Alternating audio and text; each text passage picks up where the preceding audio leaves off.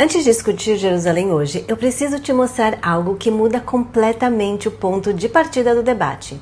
No século X, geógrafos árabes descreviam Jerusalém reconhecendo sua associação histórica com os filhos de Israel. Isso está registrado, não é interpretação moderna, não é discurso político contemporâneo, é texto medieval. Mas agora pense comigo. Se no século X isso era reconhecido dentro do mundo islâmico, em que momento essa linguagem começou a desaparecer? Porque conflitos longos raramente começam onde imaginamos. Eles começam quando a narrativa muda. O conflito Israel-Árabes-Palestinos costuma ser explicado quase exclusivamente como resultado de colonização do século XX. Essa camada é relevante, mas isolá-la é uma simplificação. Ela ignora registros árabes medievais, reconhecimento textual dentro do próprio Alcorão, presença judaica documentada sob domínio otomano e o impacto estrutural da mudança de soberania após séculos sob determinada ordem política. Sem essas camadas, a análise fica superficial. E Jerusalém não sobrevive a análises superficiais. Vamos agora ao século X. Al-Muqaddasi, nascido em Jerusalém por volta de 945, escreve por volta de 985. Ele descreve Jerusalém como parte do mundo islâmico, mas reconhece sua associação histórica com os Banu Israel, os filhos de Israel. Século XII. Al-Idrisi, falecido em 1165, produz mapas detalhados da região. A tradição israelita aparece como parte da geografia histórica herdada. Século XIV. Ibn Battuta, 1304 a 1369, visita Jerusalém e descreve locais ligados a figuras bíblicas reconhecidas também na tradição islâmica. Estamos falando de registros feitos entre 900 a 1300 anos atrás. Isso não significava soberania judaica naquele momento, mas significava reconhecimento histórico. E é aqui que surge a primeira pergunta que muita gente evita. Se essa herança era reconhecida, o que mudou depois? O debate moderno não começou negando o passado. Ele começou reinterpretando o significado político do presente. E isso é muito diferente. Século VII. O Alcorão afirma na Surata 5, 21. Ó meu povo, entrai na terra santa que Alá vos prescreveu.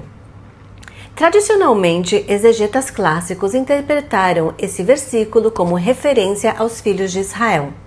Isso não implica automaticamente reivindicação política contemporânea, mas significa que a associação textual existe dentro da tradição islâmica. Ibn Khaldun, no século XIV, registra os reinos israelitas como parte legítima da história da região.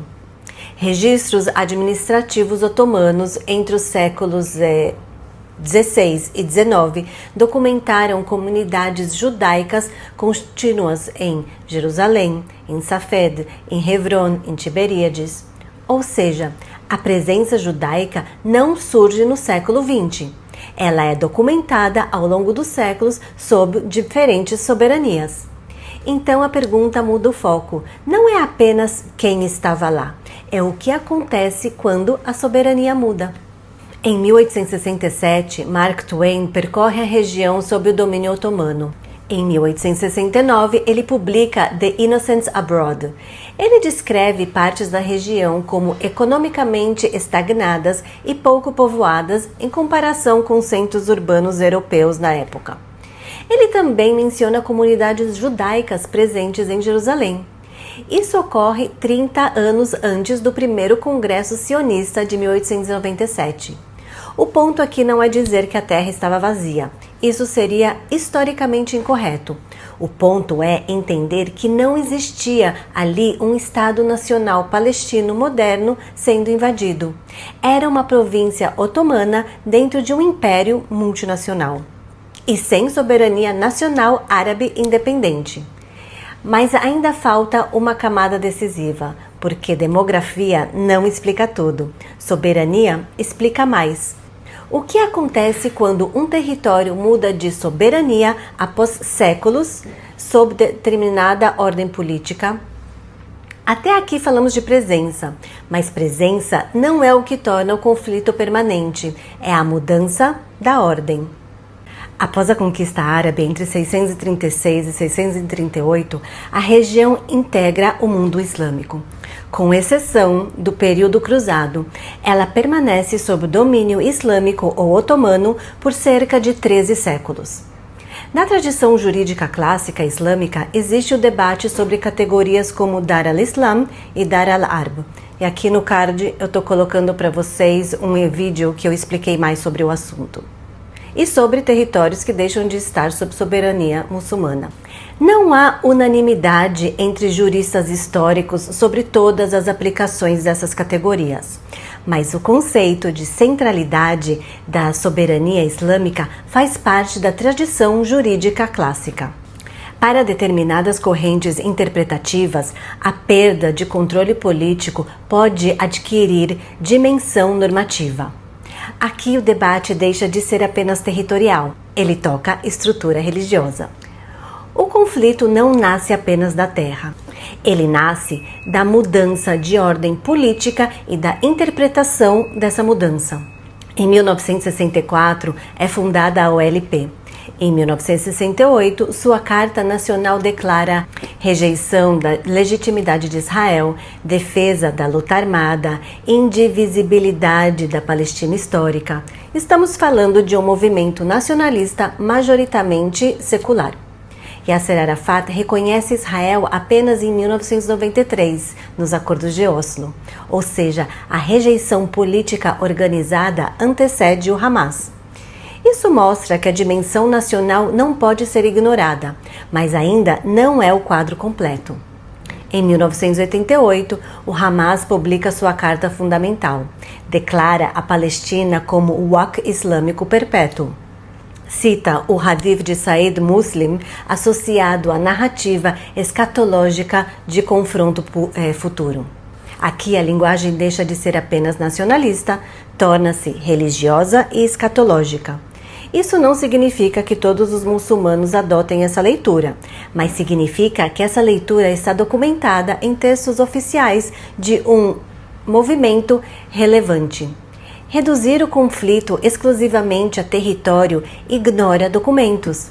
Reduzir tudo à religião também seria a simplificação. Quando política e escatologia se misturam, a margem de negociação diminui.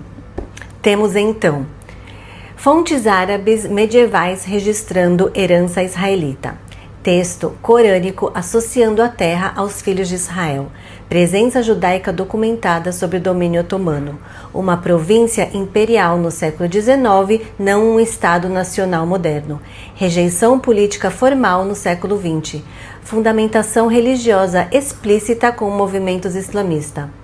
A tensão surge quando memória histórica, soberania moderna e categorias religiosas entram em colisão.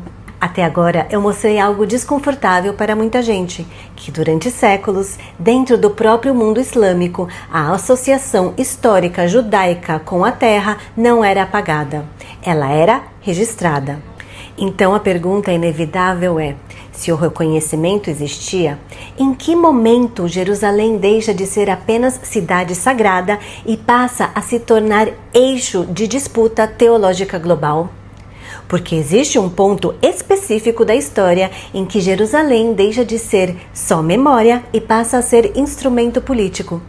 E esse ponto não está no século XX, ele começa muito antes. No próximo episódio, eu vou voltar para o século VII. Vou mostrar quando Jerusalém entra oficialmente na narrativa islâmica. Vou explicar o que era originalmente Al-Masjid al-Aqsa. E você vai perceber que o debate moderno está construído sobre uma decisão que foi tomada há mais de 1000 anos. E quando você entende esse momento, o conflito inteiro muda de forma. Nos vemos no próximo capítulo.